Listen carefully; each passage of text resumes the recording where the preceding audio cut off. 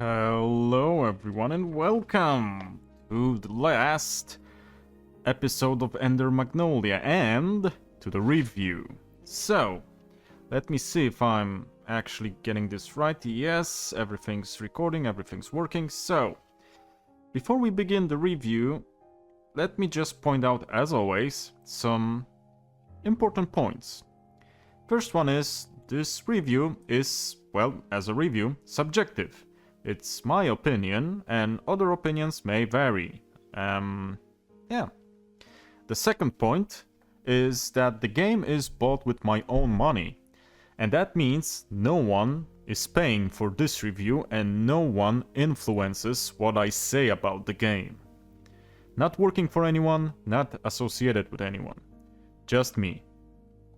Third point. This review is spoiler-free as all my reviews. I will talk about the story only in a general manner, without talking about anything that happened during the playthrough precisely. And if there are spoilers that need to be made, to say something about a mechanism or something like that, it would be noted in sections, but this review doesn't have any of those sections because there are no spoilers. Fourth and last point, the video will be divided into sections. All the sections will be in the timeline below and in the description of the video, so if you're interested in only a certain parts of this review, feel free to pick and choose. Yeah, so let's just dive into it. There's my completed save, and that was the copy of that save, just in case. So let's resume, and let's dive in to talk about Ender Magnolia. So, the first section of the video, as always, will be the general overview. So Ender Magnolia is a dark fantasy 2D side-scrolling Metroidvania game, where we venture through the desolate land of fumes, trying to save both humans and homunculi, which you see on the screen right now. It's also a second entry in the Ender series, and the series is known for its melancholic atmosphere and, dare I say, superb music. We take control of Lilac in this entry, who is an attuner, and she possesses the power to save homunculi and read their memories in a process that is called tuning. We yet again wake up in an abandoned lab, just like in the first entry, with no memories.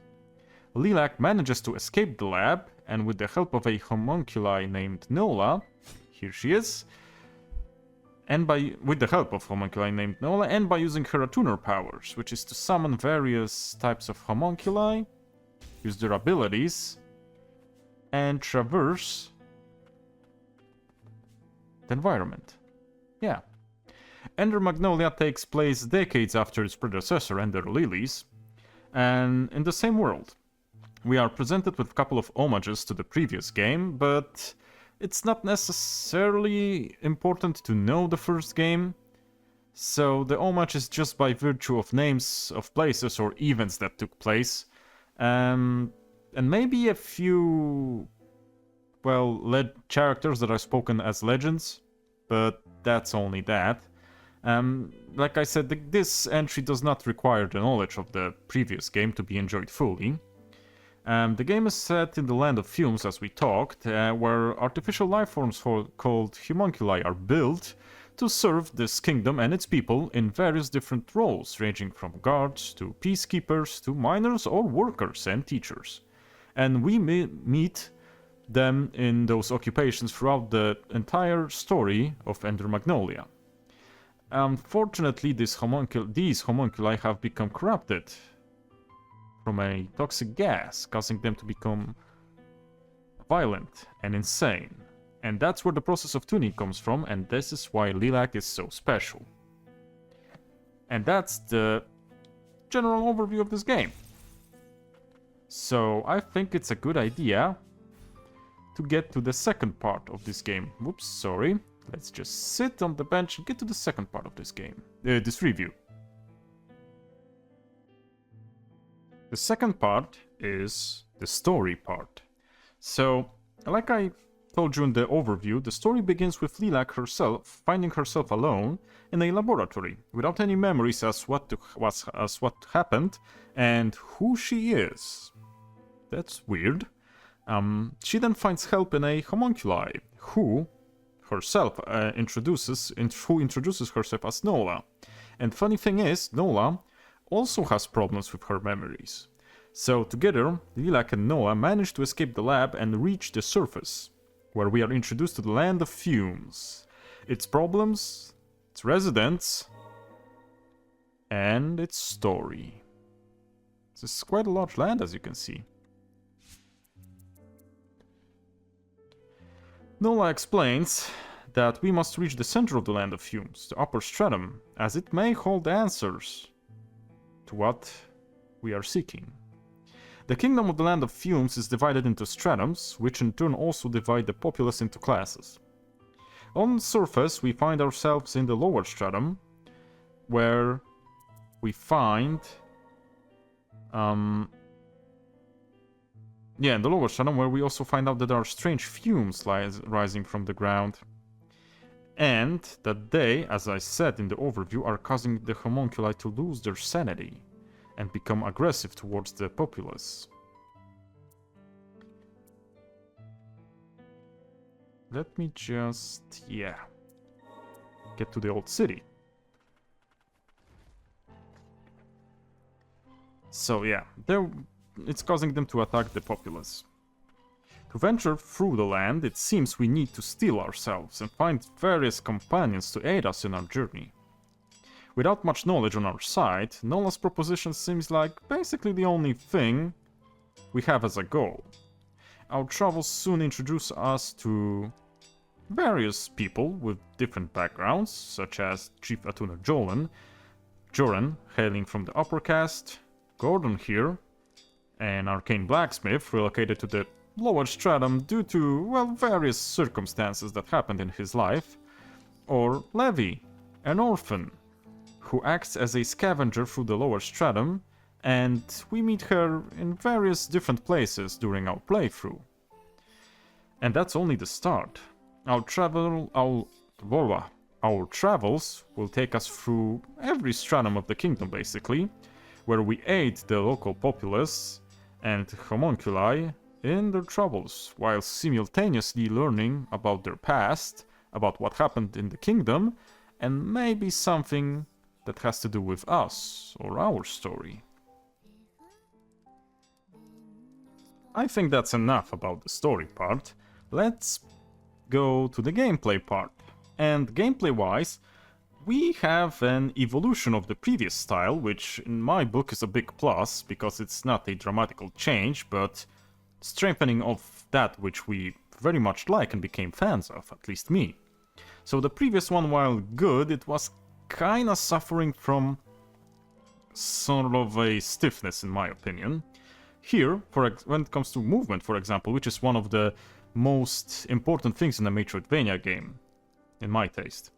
So in Magnolia, the movement animations and the movement itself is more fluid, you know? There is a degree of animation cancelling, but we cannot fully cancel attacks one into other into dodges. Some attacks lock us into full animations, and that's more to be seen during fights, as attacking the air, as you saw, doesn't bring us that much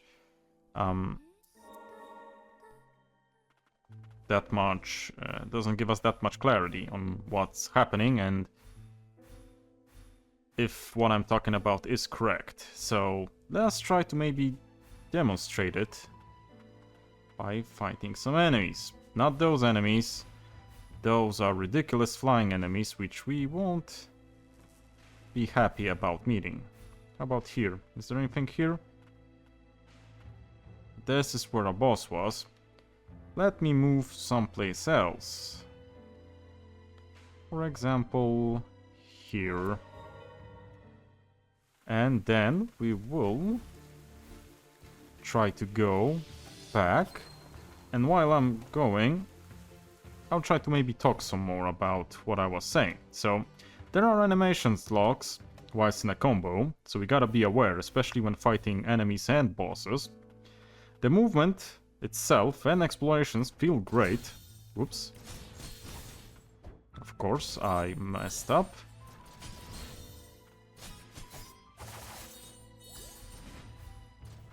Let us see. Oh, see? When I was attacking, I couldn't dodge into him fully.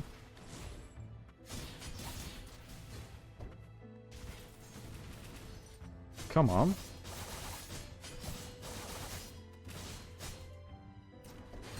Whoopsie.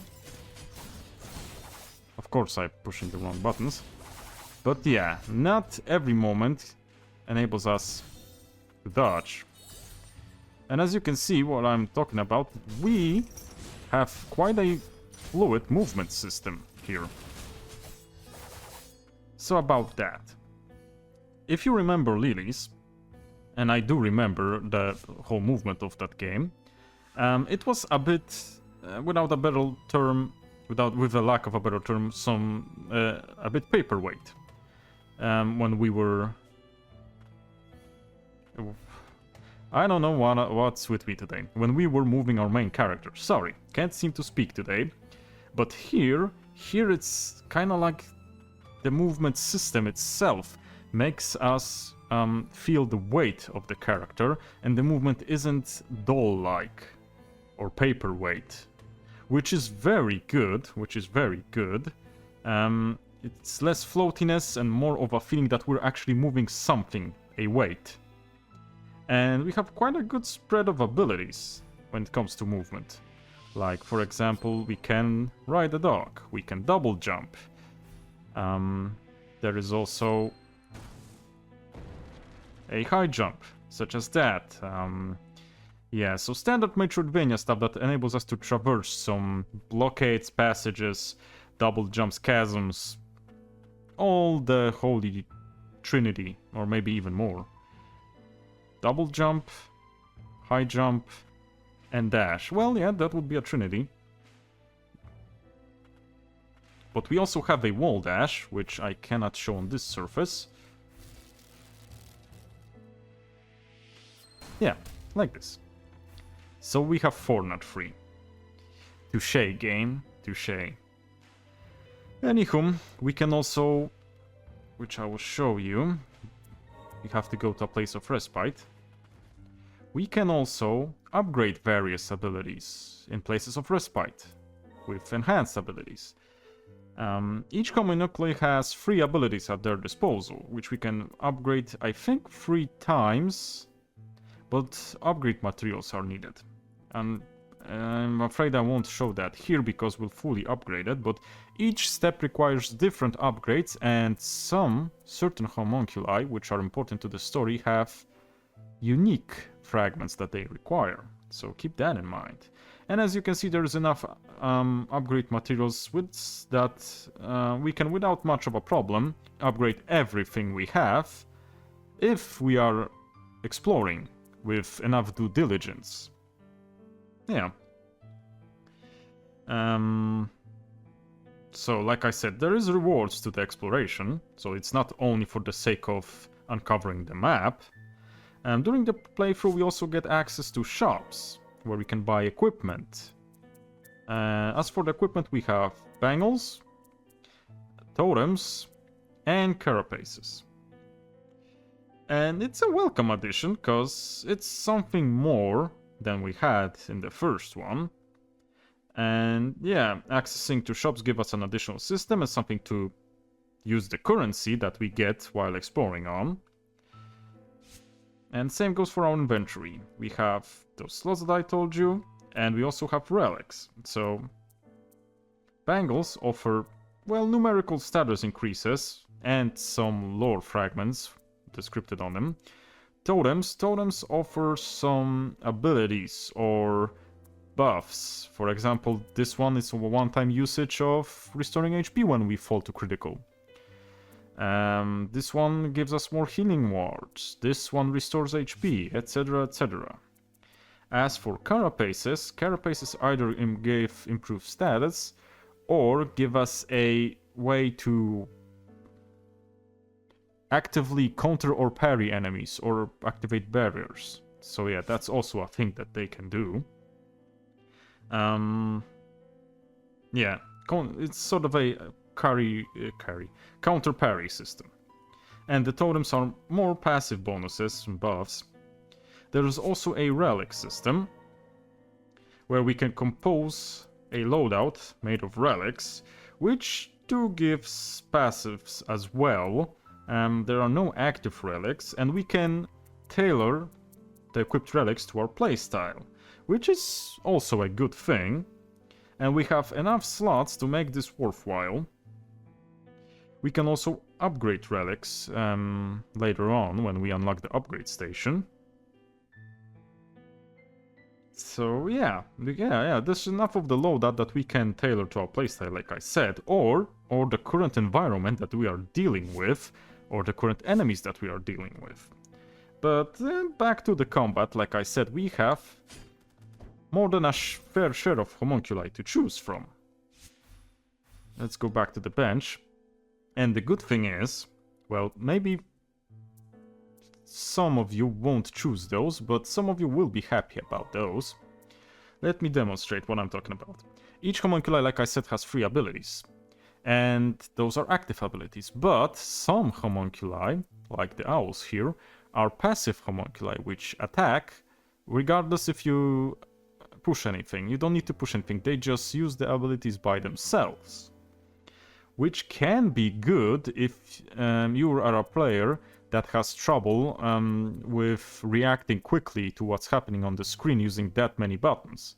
So you can always equip something that will passively work, enabling you to focus on a lighter loadout and react faster to maybe what's going on the screen. That's one thing. There are also homunculi that are more stationary, and which you place, and they act not on their own, but they act as a stationary used sort of ability with a area of effect. And that's also great because if I remember correctly, the first game have more or less only actives. My memory is quite fuzzy here, but with a good blend of actives, passives, and stationary and mobile abilities, we can tailor the action and the combat to our liking.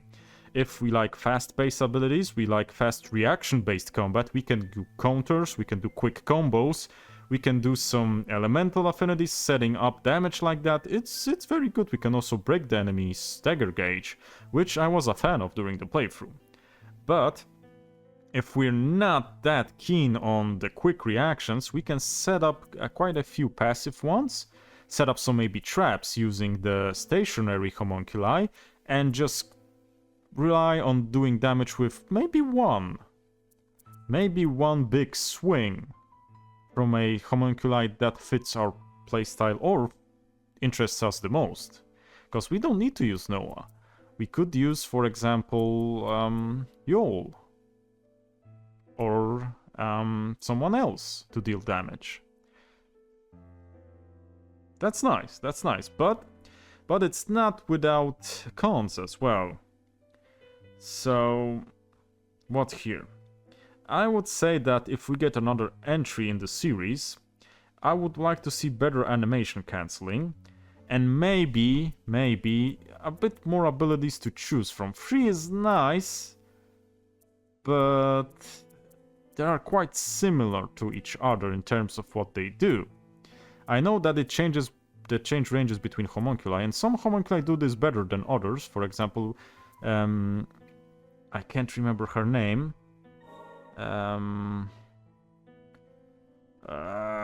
This one here has various elemental attacks attached to his abilities. Well, various. We have ice, we have fire, and that's all. So yeah, we have also special arts, which we use a gauge that we charge up during battle, and each homunculi has his own special attack, which we only have one of, and we are invulnerable during the use of that animation, which is good or bad because some animations are quite long and the enemies can move out of the attack, so you need to position that one precisely. Yeah, so that would be about the abilities for now. I have some things to say about them later on when I will go through my pros and cons in my review. My marks. I guess I'll leave that for then. So I will have you guessing for now. So that's all about the gameplay section, I think. And then we will dive into the next section of the game, which I think will be the audio section. The audio section, like I said in the introduction, it's one of the strongest parts of the game, I believe. And it's a... what's the word I'm looking for? Not a continuation, so to speak, but they have the same group, the same Japanese group called Millie, which consists of Yamato Kasai, Cassie Wei, Yukihito Mitomo, and Shoto Yoshida. Shoto Yoshida and Ao Fujimori. Basically, most of the music is instrumental. However, there are a few vocal tracks, and the few vocal tracks are one of my favorites in this entry. The game, throughout all the environments that we visit, has stellar tracks, fitting the melancholic atmosphere. Maybe to some it may be too depressive, but I found myself feeling right at place with how visuals and sound interact and intersect with each other. This is one of those games where you will just stand, listen, and take in the imagery. So, honestly, I don't have much to say about the audio other than it's superb, and that it's basically part of the same group that we had in the first one, which delivered also a great track, to which find myself listening quite often, to being honest, quite often. And this, now we should, this time, I wanted to say, we'll go to the video section, because why not? The visual style of Ender Magnolia consists of quite vibrant colors. Maybe not in this location. Let's, for example, go to the Crimson Forest. So, vibrant colors, like I said. The Land of Fumes stands at the forefront of magical and mechanical development. And as you saw, that is well shown in the backgrounds and the biomes that we come across to. And we will come across various biomes like abandoned cities, laboratories filled with heinous mysteries and weird experiments, a sorcerer's academy, colossal factories, mystical forests, great caverns, and many more, which differ quite a lot from each other. We have various environmental environmental elements like teleporters or crates or blockades. Depending on where we are, there's a lot of things that can catch our eyes. And the use of those different colors is quite well done in this game, if I can say so. Not only in the environments, but also in the models and the enemies themselves. And with the visuals, the music also changes, so that's quite a good combo, and it's nicely done here. Nicely done, I would say. Yeah, I don't have any gripes with the video. So I guess that would be all for this section. We're going through quite in a nice pace, I would say. And with the right pace, we'll go to the Misc section. So Misc section is a weird section that I thought out. It's a section where we look at what the internet says about the game and what other people and maybe some review sites or gaming magazines say about the game. I mainly use quick reviews, not full-length ones, because the quick reviews better fit my established form here. So I use the quick ones from Metacritic or from some Steam comments, because most of those are fairly short and I can pick various ones and debate a paragraph or two how I feel about what is said. I discard blatant hundreds and zeros that have nothing in them, just say wow, it's great, or oh no, it sucks. So I disregard them.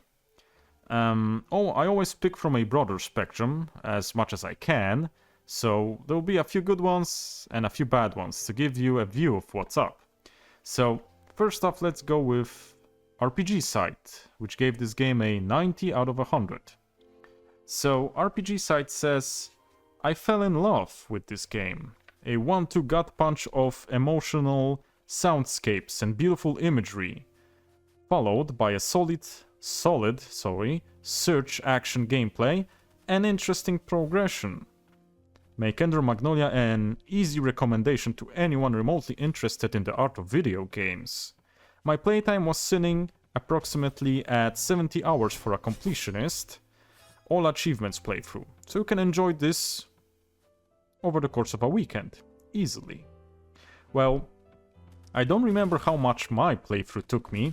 I think it took me a bit more, because I was checking all the nooks and crannies, I was leveling, because I wanted to check a few things. I did also finish the whole game. Let me check off what my Steam page actually says, how much time I used.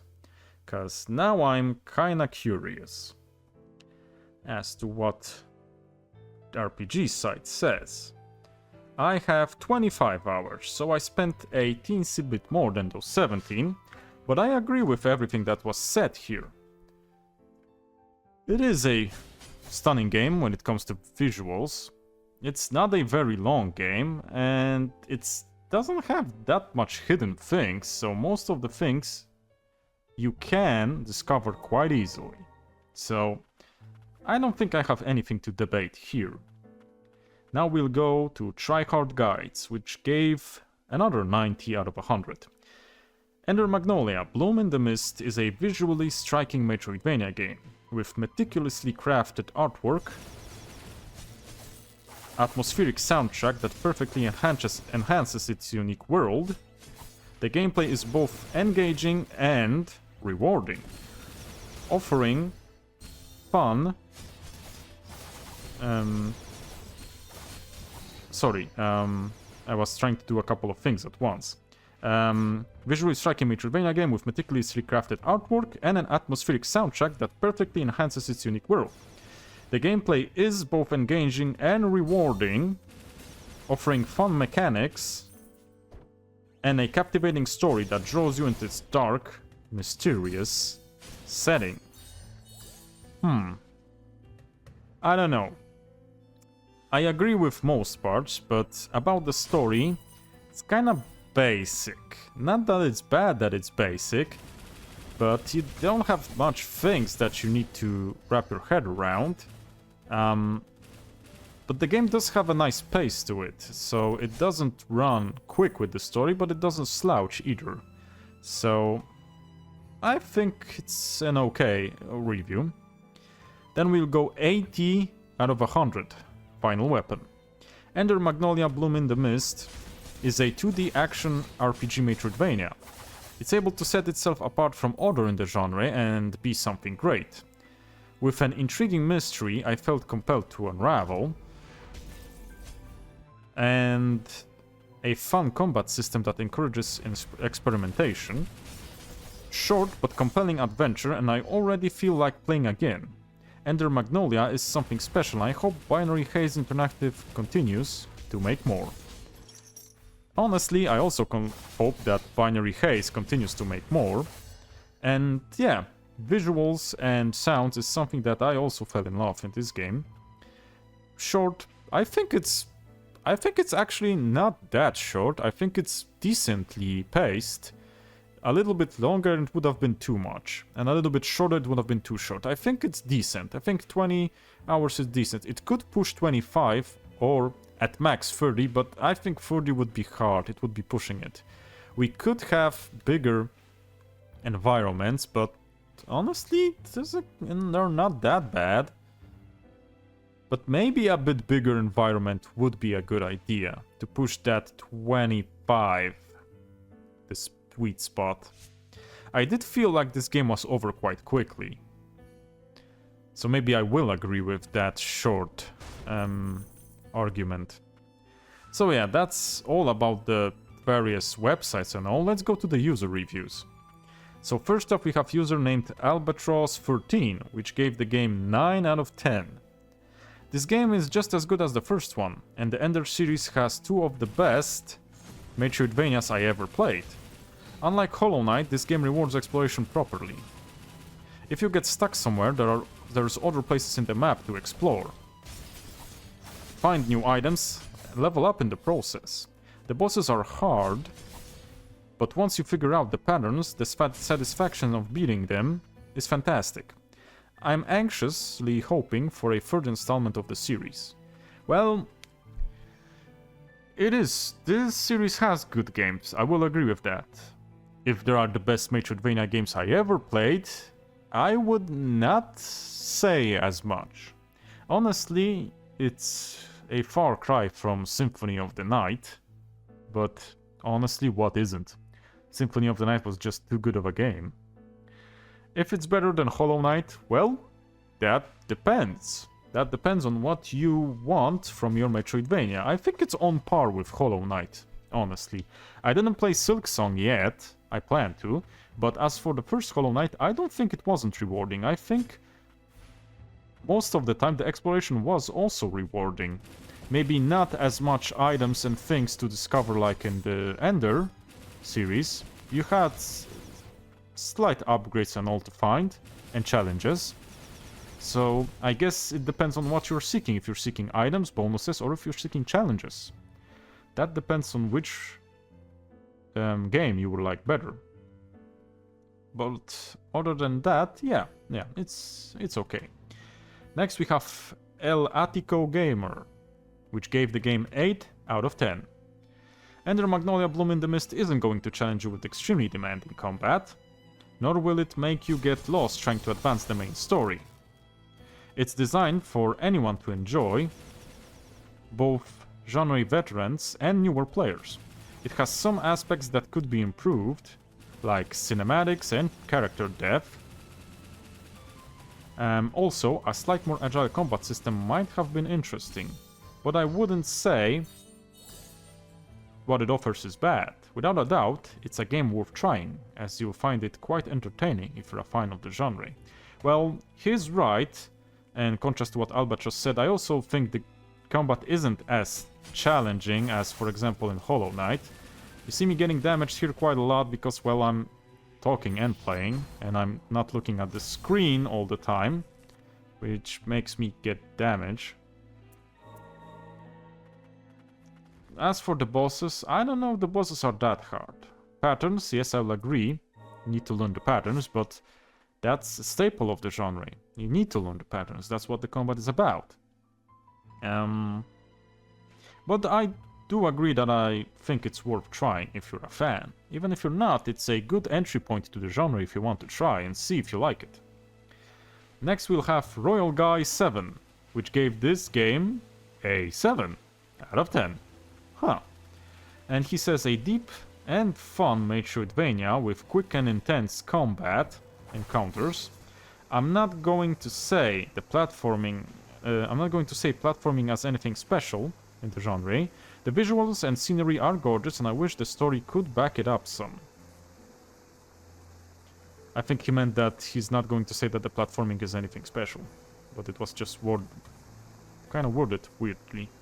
Well, yeah, I will talk about that more in my section. So let's just go to another one. Another one is Hsuke, and he gave this game a 6 out of 10. So he says this is surprisingly different than Ender Lilies, in a bad way. The gameplay was a lot more hectic and messy. There were too many choices for weapons and equipment. It wasn't as enjoyable or precise. The boss fights were also a lot messier. The story atmosphere was also extremely different than Ender Lilies, in a bad way. The first game was hauntingly beautiful and sad. The second game felt almost silly, with roughly 50 characters the player encounters along the way. it lacks the gravity of the first Ender game. I do agree that the story has a different tone, but I wouldn't say the characters you encounter are too much or make the game silly. I think that they choose to portray more characters to show that the world is alive and that the world has its problems, which we will feel more a part of and maybe take a liking to some characters while helping them out.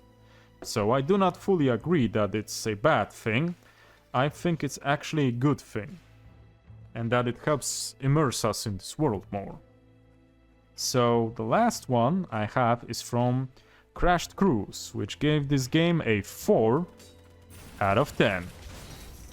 And he says, this game is really mid. I bought this game one day out of boredom after looking at the rave reviews. About an hour in, I knew it was mid and stopped playing. I legitimately don't know how this has 8+ on here. Well, that's because I think you gave up too quickly on it. This game has some ups and downs, and different people enjoy different things, but I think it's a solid entry, and I think a lot of people will enjoy this game if they give it a chance. An hour in may not be a good time to fully, well, not explore, to fully digest a Metroidvania game, which trickles what it offers to the user quite effectively throughout the whole gameplay. The last sections are where you feel the most powerful and have the most at your disposal, and it can be a little bit boring to some. And honestly, as for me, I very much like the openings of every Metroidvania game, where you have scarce any resources, abilities, and quite possibly find yourself lost in which way to go, and seemingly unable to progress because each way is blocked and requires either a key or a different ability to open up. But yeah, that would be all from the internet and the people, and I think it's time to go to the last section. And that last section is my review of the game. And it's the meat and potatoes of this video. Honestly, I'm glad that this is the way the devs wanted to take this series, because it doesn't have any forced elements from other genres for the sake of, well, having them, or for targeting the hip kids, or what's on top this time around, what mechanics, what elements are, you know, on track for being the next big hit right now. No, we get something that I expect from a sequel, and that is the evolution of previous mechanics, the building upon the foundation of a series. And the best example of this is movement, which is one of the most important things in a Metroidvania game, I believe. And it makes, well, Metroidvania game make your characters traverse a large area filled with different biomes. The movement went through a significant overhaul from the first entry, where, like I said, it felt floaty and without weight. Here, you have a feeling you actually do control a body, and not a paper doll. I think it's great stuff coming from the devs, great stuff. And, well, worth mentioning are also the animations, which I believe, which I have a feeling, went through quite a bit of a touch-up themselves. We get quite a lot of fidelity here, like you see, and you can see that like now, when I'm idling like now, or during our stays at the safe places, where homunculi do poses, take care of themselves. For example, look at the shackled beast and his bad smoking habit. Here he puffs quite a smoke. Yol's inspecting his weapons. No lies having a quick and thorough watch at what Lilag's doing. And everyone else is doing something that fits their character. Music stayed top notch and added a bunch of vocal tracks, which I don't remember the first one had. And the vocal tracks are some of my favorites, like I stated. It makes the atmosphere more they make the atmosphere more esoteric and, well, melancholic, which itself may not be for everyone. I heard from one of my friends that this game looks quite cool that you are playing, but it's quite sad and I can't get myself to play it or to watch it. It's too sad for me. So yeah, I agreed. This may not be well for everyone. It's not something that you may expect from a Metroidvania. And what else? I think that the second entry also decided to increase the number of NPCs you meet and interact with for the sake of immersing yourself more into the world, or maybe giving you a higher stake into having a agency or having the will to help the people survive and help them with their problems, you know? And I think it's good because it makes the game come to life, you know? The first one was mainly devoid of NPCs outside of your story ones. We had our character and we had... Did we have anything that followed us? I can't remember. It's been such a long time I can't remember. But here we have a lot of places where we can interact with someone and hear some gossip and learn some stuff. So I think that's a good choice. I don't agree with the reviewers that said that it's too much. I think that it's actually a good idea to include that. And I like the way that they decided to make it.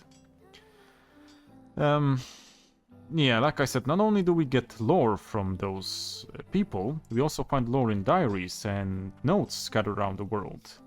And to add what the people say, it makes us have a more of a full picture of what happened to the land and what's the story of the land and why is it in the state that we see it in. So, what do I think about this game? Honestly, I will give this game a 8 out of 10. It's a really solid game with improvement across the board. Not only from visuals to audio, but also to controls and technical stuff. There are a few things that hold it back from a perfect 10. And those are the story department and the combat. As for the story, this one doesn't challenge you to come up with a conclusion to the story, nor the different endings it did. The first one also wasn't that hard, but it did a bit better than this one, I feel. Also, I do understand that it's the first time they incorporate so many NPCs, but I don't think they use those NPCs fully, as well as they could, you know? They don't offer that much exposition, nor do they have any important roles in quests. They do say a bunch of things, they do give you a heads up that there is something to find or to do in a biome, but not exactly a quest, and it's not exactly anything complicated nor mysterious or something like that. This could use a lot more work and be a bit more complex.